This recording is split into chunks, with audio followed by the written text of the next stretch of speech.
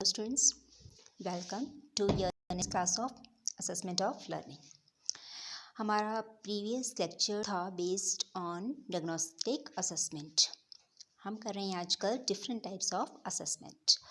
Now today we will discuss about the formative assessment and summative assessment, जिसे हिंदी में formative assessment को रचनात्मक आकलन और समेटिव असेसमेंट को संकलनात्मक आकलन के नाम से भी जाना जाता है. तो पहले देख लेते हैं कि फॉर्मेटिव असेसमेंट और समेटिव असेसमेंट क्या है. Formative assessment is an assessment done during the instructional process for the purpose of improving teaching और लर्निंग. हम कह सकते हैं कि फॉर्मेटिव असेसमेंट एक इस तरह की असेसमेंट है जिसे हम अपने इंस्ट्रक्शनल प्रोसेस की दौरान करते हैं और उससे हमारी जो टीचिंग और लर्निंग है वो इम्प्रूव होती है, उसे इम्प्रूव करने के लिए करते हैं. What makes formative assessment formative?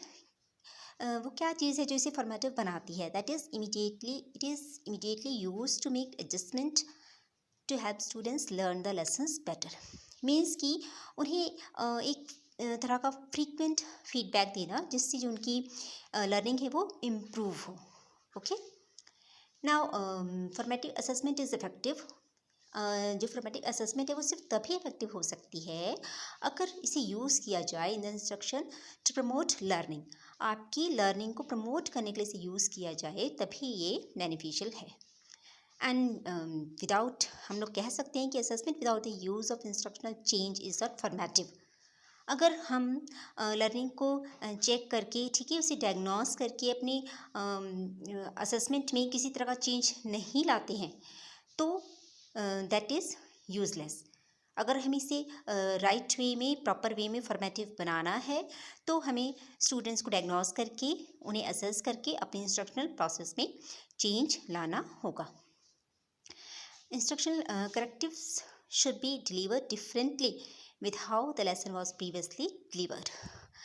Change का मीन्स है कि इंस्ट्रक्शनल प्रोसेस में इस तरह से चेंज लाना टीचिंग मेथड्स में कि जो आपका टीचिंग मेथड है वो आपके जो प्रीवियस लेसन में जो आपने यूज़ किया उससे क्या होना चाहिए, डिफ़र होना चाहिए. अगर ये सेम होगा then it is not useful. Okay, now what is summative assessment? Summative assessment एक इस तरह की असेसमेंट है that is generally given at the end of course. जैसे मेनली कब किया जाता है? At the end of course और at the end of semester. And it focus on what the student has learn. ये उसकी लर्निंग को इम्प्रूव करने के लिए नहीं बल्कि उसने क्या अचीव किया है, कितना लर्न किया है at the end of instruction, इसे चेकआउट करने के लिए यूज़ करते हैं. और दूसरे शब्दों में हम कह सकते हैं कि by summative assessment its purpose is to let the teachers and students know the level of accomplished attend. उन्होंने कितना अचीव किया है, अटेन किया है, उस चीज़ की जांच करता है. इसका सबसे बेस्ट एग्जांपल है आपके फाइनल एग्ज़ाम्स. लाइक जैसे आप बीएड स्टूडेंट्स हैं, अब आप लोगों के यूनिट टेस्ट होते हैं. ओके, आपके यूनिट टेस्ट होते हैं, आपके हाउस एग्ज़ाम्स होते हैं. That are the part of your formative assessment, but your final exams are the examples of your summative assessment. आप देख लेते हैं कि समेटिव और फॉर्मेटिव असेसमेंट डिफरेंस क्या है. सबसे पहले इसका पर्पस.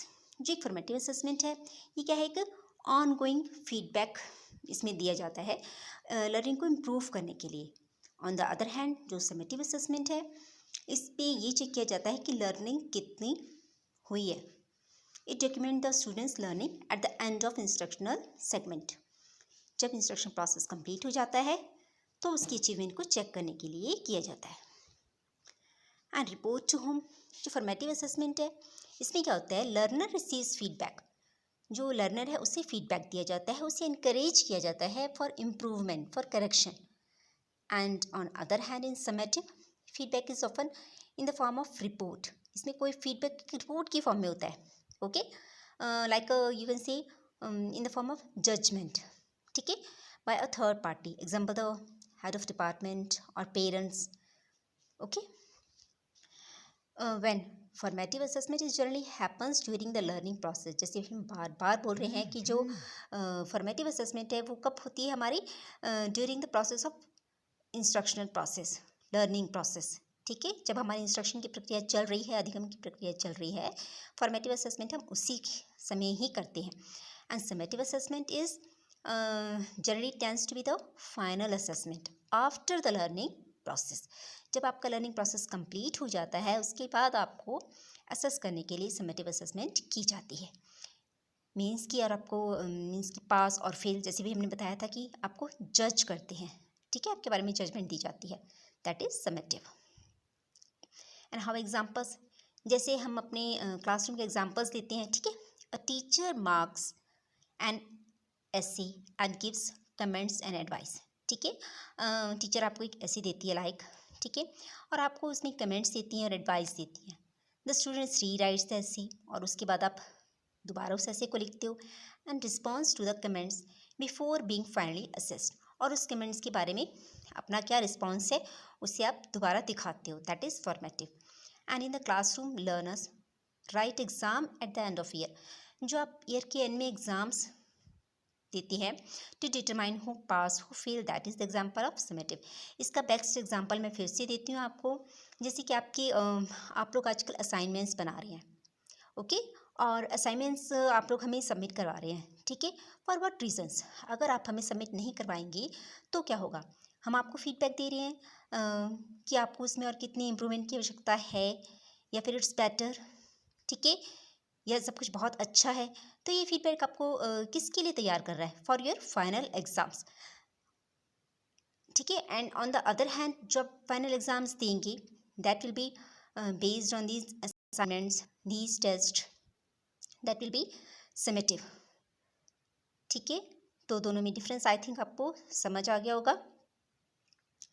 नाउ हम इसका एक और एग्जांपल ले सकते हैं, जैसे हमारे एवरीडे लाइफ है, ठीक है, आप लोग टीवी देखते हैं, TV program popularly ratings, if programs are rated poorly they know they must improve.